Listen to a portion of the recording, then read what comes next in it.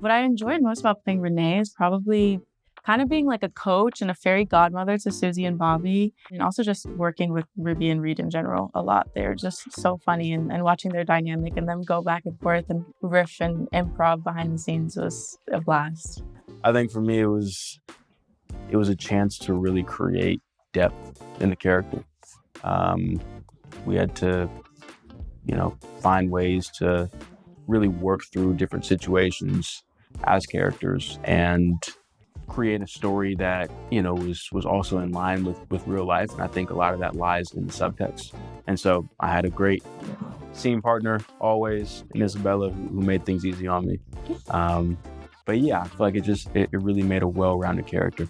The history of Renee and Dave, well, I guess they had a little bit of a thing back in the day that was kind of like private until Vicki inevitably found out, and she found some letters that Dave had wrote to Renee, and she basically threatened to expose. Although I don't even know why it would be exposing, because I think it's very sweet and sentimental, but she threatened to expose Dave, and Renee was not happy about it, and she basically gave her an ultimatum. You either join the Pop Girls or I'm going to expose your secret lover. And then I guess Dave ends up just moving on. Yeah.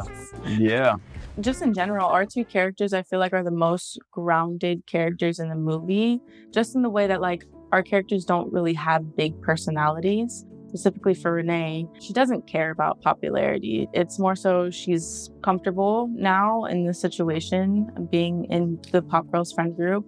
I think there's a level of her that does care for like Vicki, but then, through the movie, you see her grow and you see her start to realize, oh, some of this behavior is not okay, actually, and I don't think I want to tolerate it anymore.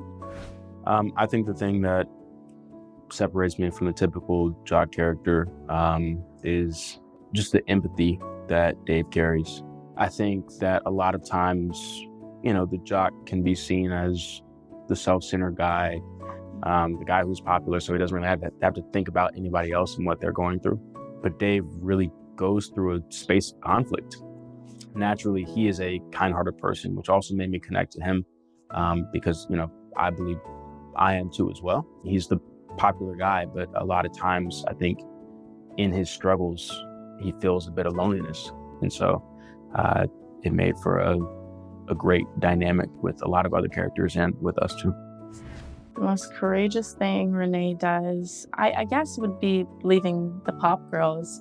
I feel like that would have happened inevitably, but I feel like that also was a big moment for her because, again, it's not like she wanted to be popular, but she was comfortable. I think that was her friend group for a while until she really did realize that behavior wasn't something she wanted to accept anymore. So I think it took a lot of courage to finally step out and stand her ground and say, this isn't what I want anymore. Yeah. I think the biggest courageous moment for Dave, I think it's chasing after what he wants.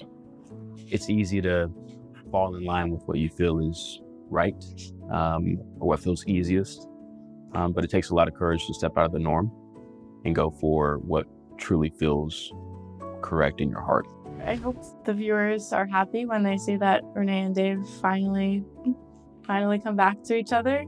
I mean, I think if I were a viewer watching it, I'd be rooting for them, honestly, because again, it's an unfortunate situation. It's not like they chose to not be together. I hope they feel happiness as well, and I hope that it gives them encouragement, maybe if they're in a situation where, there's somebody that they've wanted to reconnect with or rekindle with, and, life has made it a little bit tougher. Yeah, so I hope they feel encouraged too. I guess the only advice I could give to someone dealing with unrequited love is if it's meant to be, it'll be. Really. Honestly, I mean, it's unfortunate, but if the person that you're in love with isn't necessarily feeling the same way, then you kind of just got to go through the feelings, and there's going to be someone out there for you eventually. But if it is meant to be, then hopefully the feelings will be returned one day. Yeah. I would say, just to piggyback off of that, you can't allow yourself to get lost in it. I think a lot of people place so much value on it and create this picture of the one, or that they will never be able to find the same love or whatever it is. But ultimately, the world is full of love.